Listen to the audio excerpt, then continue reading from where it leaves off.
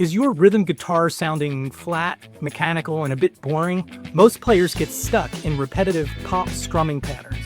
But the secret to a pro sound lies in the legendary recordings of the Motown and Stax era. Today, we're going to master the syncopated chugging and other techniques that will transform your playing into an authentic, soulful groove.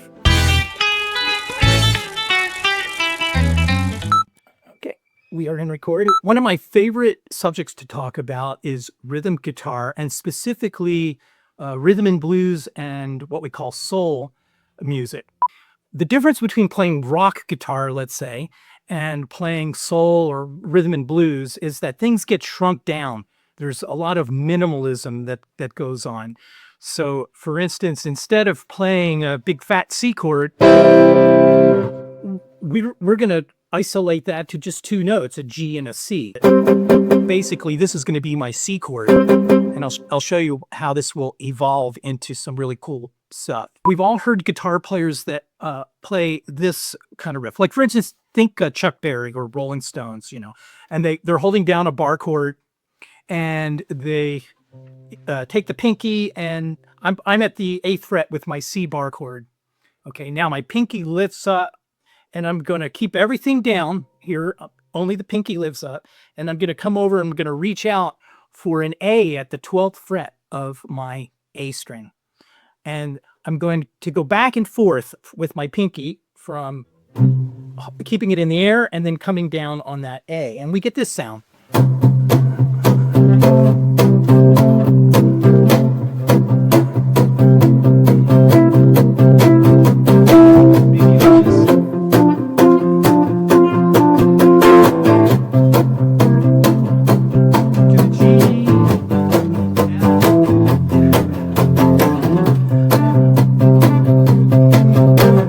Nice, it chugs along, it keeps the groove going, but I want to get above that. I want to get kind of in a different place in the mix. If you notice when I'm doing that, I'm going from the G of the C chord to the A of the C chord. I'm going from a G to an A.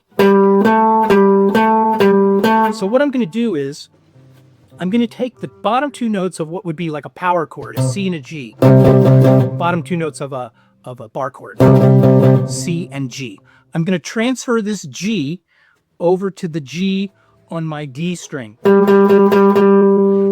And then I'm going to, instead of putting the C below it like this, like a power chord, I'm going to take that C and put it an octave higher. So now the C is heard above the G. So I have a G and a C.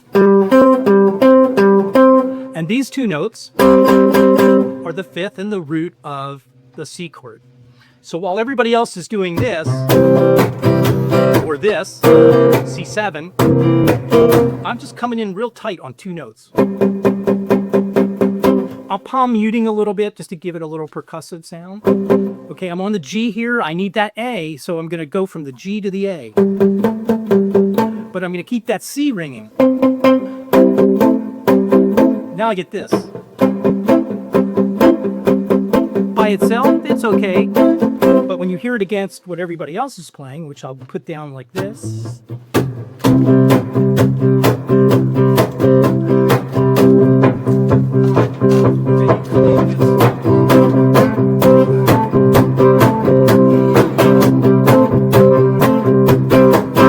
And you notice you're on top of everything. You're sticking out a little more.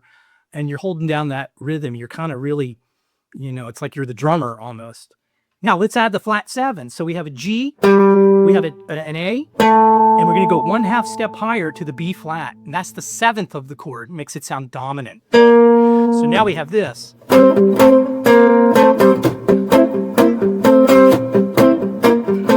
Against.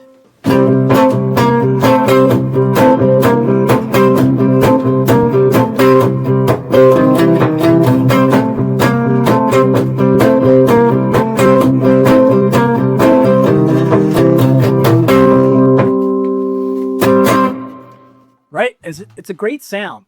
And it's a lot easier, actually, than playing this, because I don't know about you, but my hands are not particularly large, but if I'm down here on an F, and I want to get this sound on the bottom string, I can barely make it to the 5th fret, but no way I'm going to get that finger to get the flat 7 over here. I mean, maybe if I did this, let me see. Almost. But it's pulling. So here's an F chord. I want to do the same thing I'm talking about. So I find an F on my G string. I put the C below it. Now I have the F sound here. C. G.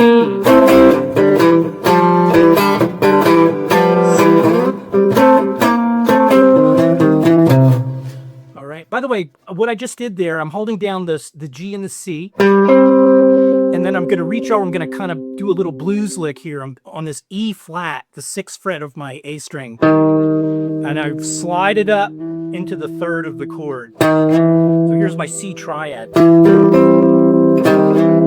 And then I end it with a low C down here. I'll do it in slow-mo.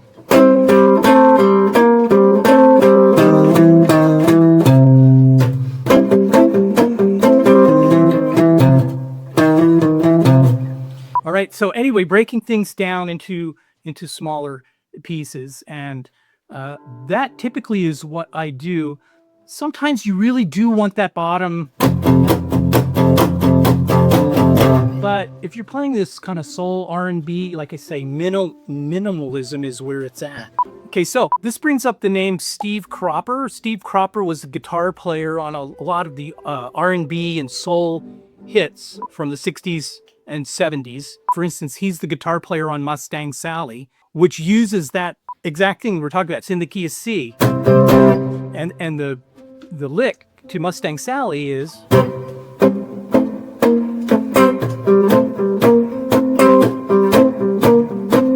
not it's. So I bring up Steve Cropper because getting away from bar chords and breaking things down into triads, specifically on the first 3 strings, the E string, the B string, and the G, or the B string, the G string, and the D string. But let's concentrate on the top 3 strings. And so what a lot of these R&B players did is they figured out how to make a triad sound funky by adding the flat 7, or exchanging a number in the exchanging a note in the triad to bring in the flat 7. And I'll demonstrate. Let's take a chord like a D. Okay, now I'm going to move this D shape up until it becomes a G chord. The root is the middle note. So what these players did is they found the root in the chord and they lowered it 2 frets to the flat 7, and all of a sudden you've got this really funky, cool voicing, and it's tight, it's minimal, and it's on top, it kind of sticks out, and you get funky on it. Here's a plain old G. Now I'm going to change that G to an F. The other 2 notes stay the same.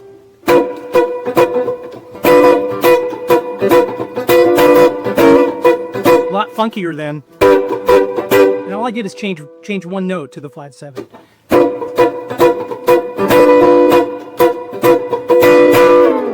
And then the other way to make a triad funky is to find the 5th in the chord and bring the 5th up 3 frets. Okay, so let's do that. Let's take a chord like, well, we can do G again. I'll take this G triad right here. The 5th is this D. If I bring it up, D, D sharp, E, F, and I keep the B and the G over here. So I get this shape.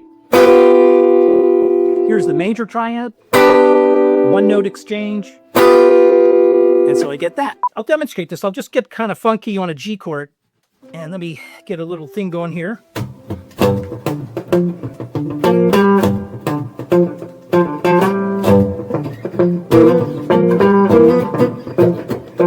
G. Here's G7. Much funkier. Here's G. Funkifies it. Here we go.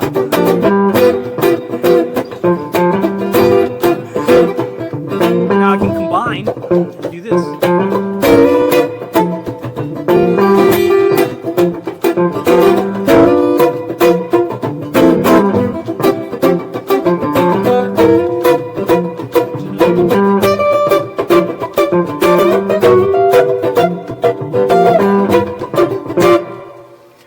So it's really easy. You just find the triad, lower the root 2 frets, and you've got a dominant chord. Or you raise the 5th up 3 frets, and you have a dominant 7th chord. And that's a great way to get funky. Hey, thanks for watching. Don't forget to subscribe to my channel on your way out. For more information on the Adam Levine Guitar Academy, my signature courses, or my year-long comprehensive professional guitar program, check the information in the links below.